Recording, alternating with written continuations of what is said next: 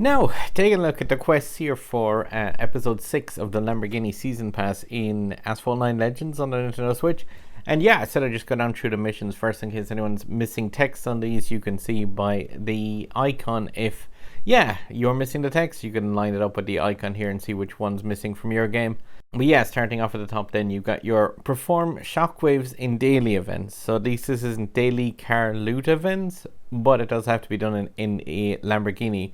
And also you've got 15 perfect nitros in a single race using a Lamborghini. Now, the two of those together, I'm definitely going to hit up that Canada Day event. I would just advise a long race, but it's going to be probably possible to do both of these in one really long thing. So just any kind of advanced race or expert race where you have a Lambo, bring it in there and you could just spam that one out just to get both of those out of the way in the same race. Apply upgrades 10. Now that is the reason why in my prepping for episodes 6, 7 and 8 videos I unlocked the Gallardo, but I did not do any upgrading to it. I'm going to apply all those upgrades to that freshly unlocked Lamborghini because I knew that one was coming up, and I want to boost up that Lambo a small bit just to use it in the Cian event because it'll be coming up in a couple of days needed in that. Now you've got your beat 49 seconds in time travel in a single career race. I'll find a nice handy track for that one. Now you have perform 17 seconds of air time in a single career race, and also there is 92 seconds in dipping down, which is a track which is ideal for airtime. So 92 seconds is about a minute and a half, and you've got like 17 seconds of airtime required. Those two would be handy to link together, but I'll go through like getting that extra airtime, especially on a dipping down run where that would be very easy to do in an A-class car. Now, beat 80 seconds in the cave in a single race, Scotland 3-star car or higher. The cave is actually the track that's used in the Class A daily loot events, but that would be passed as of release of this video. So like just in that daily event, it's possible to do that stage in under a minute in some of the A-class cars. So like 80 seconds is giving you 20 seconds of leeway kind of with that. But again, I'll find a place in career where that can be found. And the other one that I did as well today already was open card packs times 20. Now, card packs are just any reward at all, which is a random reward inside the pack. So just where you have a pack of blueprints, which can have like an import part, cash, or a blueprint. It does not need to be buying items from the store with tokens or so. And then the other thing is just the grinds, which are getting worse. Obviously at this stage, you've got man against time. That's why these videos come out a day after these episodes come out. But you've got finish in first place in Osaka in a Class C and D car. It's quite a fast track, to be honest, that is available for that. It's the same with the Caribbean, realistically. I have most of these done already, and Himalayas, there's a really handy track for that. All of which those can be done with touch drive, no input, if you want to just grind them out. They will take about 3 or so hours now, because you're talking about around 100 races. So this is quite bad. Man against time though on episode 6, maybe don't agree with that, considering the fact that episode 8 has one which needs to be done 65 times in the final week of this season pass. So that's really going to be people racing against time. Now, but I'm going to start at the start here with this perform shockwaves and 15 nitros in a single race. Canada Day, I will do a run of it in this. It just needs to be done in a Lambo. So I may as well use my absolute drift and nitro powerhouse here, the Hurricane Evo Spider. Now 15 perfect nitros, 35 nitro shockwaves. This is a minute and a half to, well, actually, as I found out in my run earlier, which I put up with the Lancer, this track has no disqualification time. If you've seen that video with the Lancer, this track doesn't disqualify you. That Lancer run was effectively 1 hour and 1 minute long. But this track does not DQ you whatsoever. That's how that was done. There's a link in the comment section showing that clock rolling over. But we're gonna get those shockwaves done first. So just fill up your nitro meter and just wiggle the heck out of this one.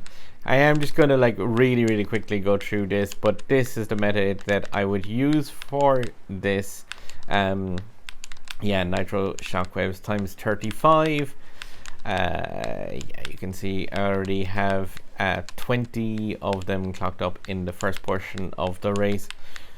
So let's see, can I actually get to 35 as a combo, or will I end up hitting a car? I think there's a bunch of traffic around here. You can even do these and you, no, I fell out. Oh no, continue. There we go, Nitro Shockwaves times 35. All right. And the other one is the perfect nitros, which is just put it into that blue nitro state. And like, you can obviously do these with Lamborghinis over the entire week, but it is just a case of I like to grind them out and get rid of them in as fast a time as possible. So here we go. 15, I think, was it 15? Or was it 25? I think it was 15, but I'll do 25 because that will be just as easy. I'm sure the Shockwaves was 35, but yeah, you can see like you can do these easily if you are just focused on that eating traffic. But yeah, you can do these easily enough if you're focused on just getting them done in one race. Otherwise, like I said, you could do these easily enough in any one of the expert races or the advanced races, because the advanced races will always allow you to make use of the Hurricane Evo, which is drift-tastic, and the expert races will give you access to the Centenario, Egoista, and a good few of the other Lamborghinis as well. Like, so definitely just the longer the track the better. And like I said, with Canada Day, which is available for the next couple of day or so, yeah, that one is pretty awesome in the fact that there's no DQ time to worry about with that. Now 35 Shockwaves, and oh, it was actually, yeah, just 15 perfect nitros, so easily doable in a single combo in one race. Now apply upgrades times 10. Easy enough depending on your garage setup, but that's why I put out that prepping for these episode videos, just to let people know of the incoming stuff, because there is one tricky one in the next couple of episodes. And yeah, I did say I wanted to just throw that one up. If you haven't seen that video, I'll put a link to it in the description of this. But let's see, put 2 into Nitro. There we go. Upgrades 10, tier 35 unlocked. Really nice, and getting closer and closer to that trade bonus upgrade. May as well also just complete my quest here for the apply import parts to a car, because yeah, I haven't done that yet today.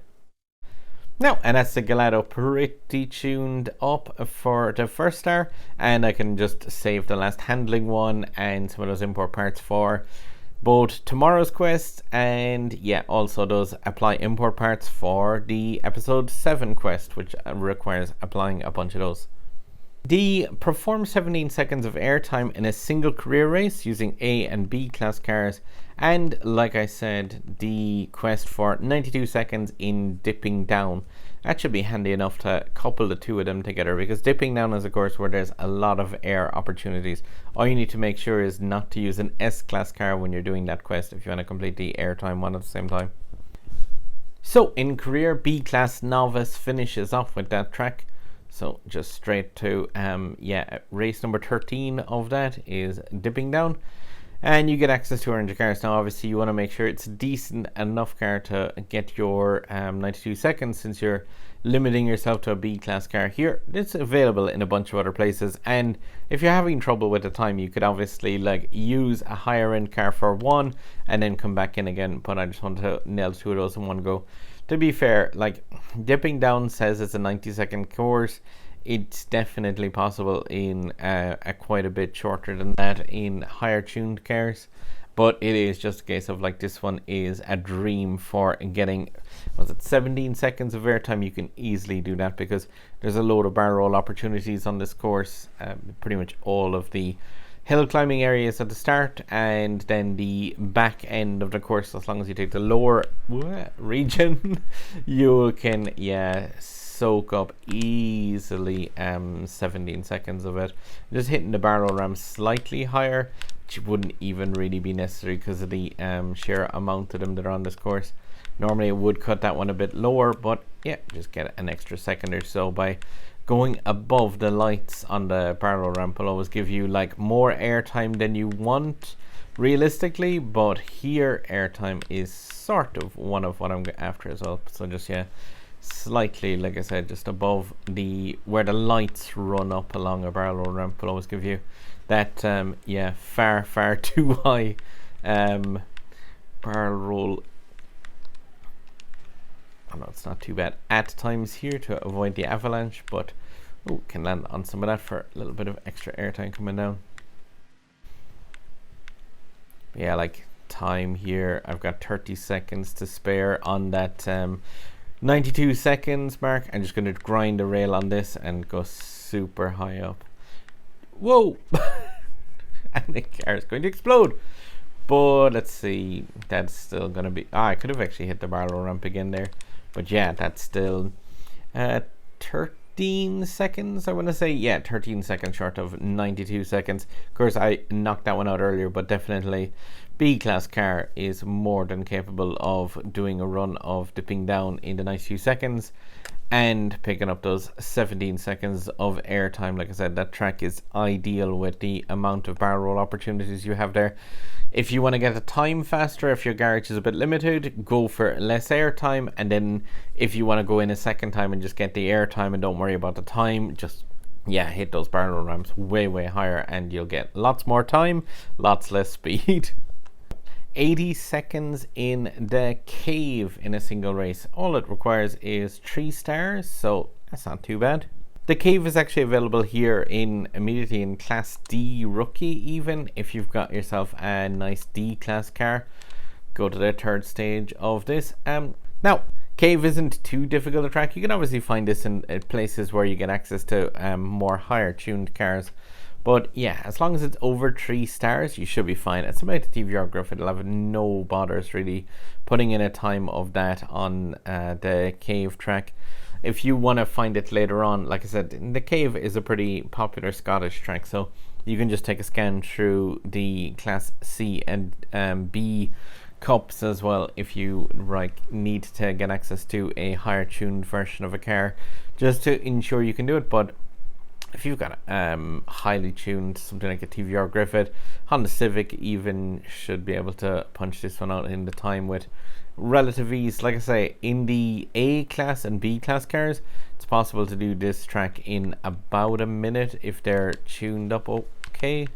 So we get a bit of leeway here with the D class high speed machine, the TVR. I absolutely love using this car for just the absolute crazy top speed it has as a D class machine. It's nuts in the weekly competitions. Everything pretty much in any track except for Caribbean, you'll always see me putting in a time in this, just because of 210 miles an hour as a D class car. That is kind of insane. But yeah, let's see, I'm gonna go low on this and not take the barrel roll for the end, but let's see, I won't make the 1 minute in this, but yeah, it's definitely, like I said, that time isn't too much of a challenge. There's 64 seconds in a D class car, so as long as it has more than 3 stars, that's the only thing where you'll get cut out with this and possibly miss out on getting this awarded to you. But realistically, 80 seconds there, yeah, that's 14 seconds to spare, 15 seconds to spare in a D class car. So definitely not the most difficult places. Just find Scotland, find the cave, find your car. We got beat 49 seconds in time travel, another cool enough short little track on US Midwest, but this is just another case of 49 seconds is really not too much of a challenge on that. I think it's involved in a car hunt using D class cars where they were asking somewhere in the region of was it 30 something seconds in fairly low end cars there. Now, time travel is available in a few places though, but American Most Wanted has it as the very first track. And yeah, throw in the Ford GT for its crazy top speed, and also the fact that time travel is nearly a completely straight track. So Ford GT's lack of ability to turn corners isn't going to impact this one too much, maybe slightly with the fact that this is a most wanted race, but should be able to escape and win the race, but nail that time for sure. But time travel isn't exactly the most common track, definitely from the US Midwest. It features in a couple of places, but like I said, this was one of the first points where I could spot it in the actual career. But yeah, like just run along the rails, kind of, especially if you're using some one of these tracks, some of these cars. I mean, with like the Ford GT's complete inability to really steer, although it was buffed recently enough to give it some bit of handling, but still, yeah, you definitely want to be just focus on the top speed of the car and not the lack of ability to turn. Do love the finish line here on time travel, the way it's actually like completely across the actual track. But yeah, 38 seconds in a Ford GT, easily enough to hit that time. It's just a case of, like I said, America's Most Wanted in its track number 1, and yeah, that's with over 10 seconds to spare there using Ford GT. Now, and you got the grinds then of Himalayas, Caribbean, and Osaka, as well as some Nitro time in multiplayer, but just making sure the fact that that's using a 3-star or greater car in that. That's the only thing you need to watch out for, just in case you're using something like, say, a freshly unlocked CN or so. Now, for the 3 of these, considering the fact that the Caribbean and Osaka aren't really spread throughout the career, realistically the easiest way to hit them up is Welcome to Paradise. Race number 1 there, Resort Dash, is a 30-second race on the Caribbean. Heart of Kansai has the Magi Rush track, which is, again, track number 1, 30 seconds. And the one that I was using for Himalayas was the Camaro event, and just going to race number 4 for that, Leap of Fate. Again, the 3 of those perfectly doable with touch drive, no input, just by select your track, the car, and just for this, pretty much anything effectively will sort this time out. But yeah, like touch drive, no input in a 4K rated car is pretty much fish in a barrel levels of difficulty. You can just leave this one run a rake of times in the Caribbean, and just a few of the cars here obviously have a high enough refuel time, but if you have a few of them unlocked, you can just cycle through or just come back in here a few different times if you're limited on your car selection. This is a track which is usually used in the burst of speed events, of which we'll be seeing one of those starting off in a couple of days for 6 fairly awesome cars. So yeah, but I don't know, you could use this as get some practice time in on a good launch, although the nitro bottle placement is slightly different actually on the version of this track which is used in the burst of speed. But that should be my final run of winning in the Caribbean.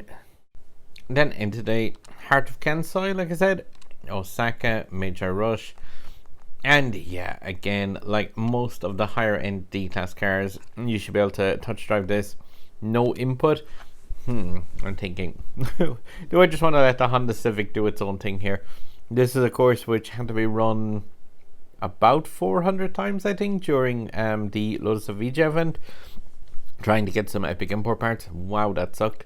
But like this one, it says 30 seconds on the loading screen. It's not really much more than that, just barely, even in a D class, something like the Honda Civic, the DSE 10s, or the Lotus Elite. The only thing I'd say is, like, once or twice I've noticed that AI will like run this car into a pillar here, and they will kind of like be just a general pain in touch drive. The only thing is, like, if you've got a car up around the 2.5k mark, once you go past the 60 or 70%, you notice that the AI does just drop back completely. So I would say, like, don't panic too much with this if your car is something like this Honda Civic. Even that said, if this one would mess up like 1 time in 10, I would still leave the AI, just touch drive this with no input if you're going to go down this route, rather than sitting there and racing this one 30 times. Boom, trade coin bonus. That's what it's all about. And then I just have one last run here, and I've just been using the fourth stage here in the Camaro season in career. That's got these 2 cars available for it, the Camaro LT and the ZL1 50th edition.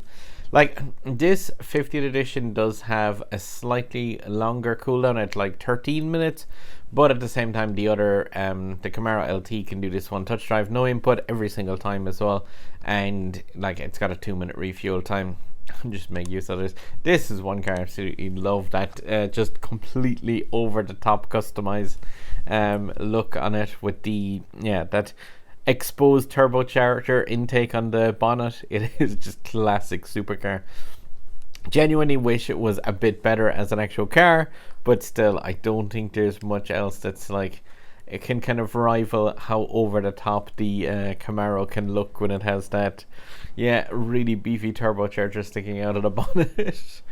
Again, just a shame the fact that it doesn't translate into actual power. I would say with doing these events, by the way, just like rather than shifting between the three of them like this, just if you are doing the grind on them, just stick to one and just like do it repeatedly over and over and over again. While the hotfix yesterday fixed most of the crashing, I still did notice on changing over to using Osaka, one of the times I did get an actual crash on there. So yeah, it's definitely like ideal to kind of stay at one race for longer when you will probably see less issues with that. Maybe not no issues with that, but still less is always good. So yeah, that hotfix definitely got rid of some of my crashing problems. Yep, and that one's 40 races done in the Himalayas. Now, and that just leaves the last thing of Nitro time by racing and multiplayer, 250 seconds. That's just going to take a handful of races realistically, so I'm just going to go and quickly blast in some multiplayer. Now, and that just took about 5 or 6 races to complete that one. Yeah, like 250 seconds of Nitro isn't that much when you consider some cars like the Grand Sport and the Evo and stuff like that can pretty much live in Nitro state all the time. So boom, one more Gallardo blueprint from that. But the main thing is the rewards from this Legend Pass for me, as somebody who didn't get the bundle at least anyway. Because there's rims for the Asterion. Oh, something for the King. Some more Gallardo blueprints. Asterion, Aventur J, and SC18, pretty cool actually. Assistance for the Grand Prix that's coming up for that car. And there we go, 50% increased trade coin bonus. Like, that's one that I've been waiting for the entire thing for getting, and I may actually think about getting the bundle Legend Pass with the next pass that's coming up because of how useful that actually is and how much I play the game and pretty much how much that really helps.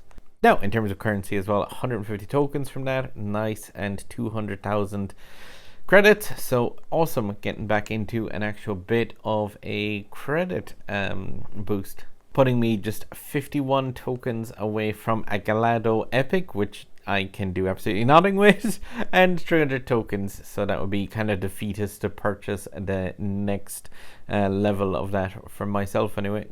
New set of rims for the King, but I don't think I'll be changing from the ones that I use. Those play fast I think are awesome. Whoa, no, definitely not. Nope, the King deserves alloys. Now let's check then the body upgrades to the Asterion. See if there was anything cool from that. Trunk for the main power. Just changed it over to complete fiber rear body on the back. Weird looking, pretty cool. Goes with this game not having a rear view mirror effect ever, so that's not exactly going to be that convenient, but it's at least slightly more different than what the last one was. Oh, and that car got a spoiler now. Very strange spoiler with no struts holding it up, but still awful. But yeah, it's at least it's kind of looking slightly more like a sports car with that spoiler on there. See what rims that I unlocked then. So the SMR and the Black Z Roan. No. We'll stick with the alloy looks and the actual tire design then. So episode 6 just unlocked the Thunderbolt ones, which are pretty cool. They go slightly more with my own color scheme stuff that I make use of, and they've got a lightning bolt on there for extra storm power. Still, it would take slightly more than a car looking better for me to drive it. If you think of some epic import parts or some more stars, like about 7 or 8 extra stars, then that might be a decent car. But yeah, the absolute main thing with this is that trade coin bonus for me.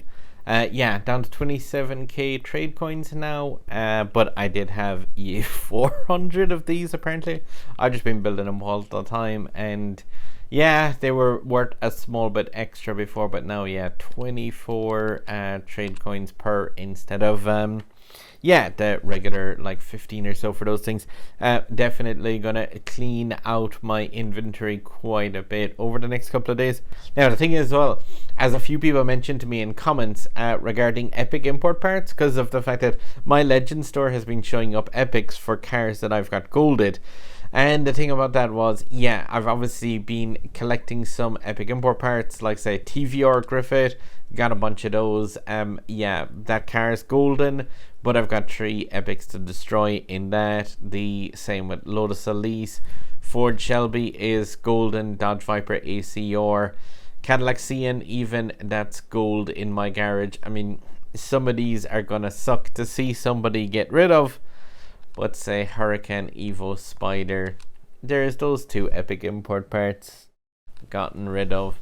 I would never advise somebody get rid of epics for cars that they don't have maxed out absolutely, but the fact of the matter is, yeah, I've got an awful lot of these cars golden. Again, SLR, another gold guy sitting in my garage.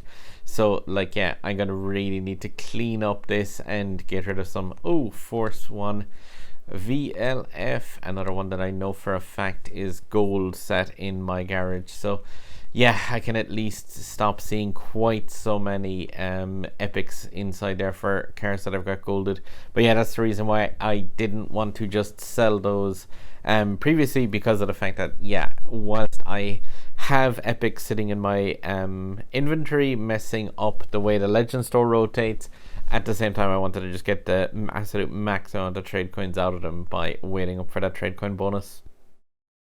Again, that's another reason that I might look at getting the bundle pass next season, because realistically, like, yeah, having that slight bug at the moment means the fact that, like, me having these parts sitting inside my inventory for a while kind of messed up my yeah, legend store potential for the last 3 or 4 weeks. So yeah, it's another kind of bonus that I would get by getting the bundle pass, is getting this stuff out of the way with yeah, really quicker than just leaving it, like I said, sit there for weeks on end. CN concept, but like, it's definitely worth it for me to get 640 trade coins for that stuff, other than just the 400. It's an additional like epic and a half worth of actual trade coin boost from doing it like that.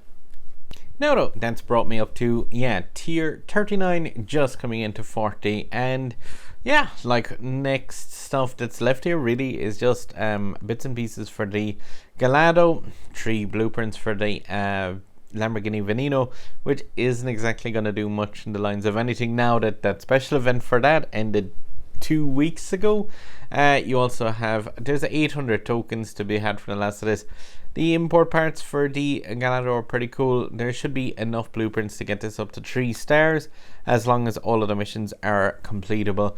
I have that other video, like I said, I'll link it in the description for the preparation for those, just so you can see the missions for episode 7 and 8, because like I said, there is 1 or 2 inside those which are definitely, you need to kind of be ready for in advance, because the last one especially has, yeah, that fairly nasty start up car requirement, which, yeah, definitely I go through a bit more in that video. But yeah, like, you can see all the missions for that in the video. I'll link it down in the description of this.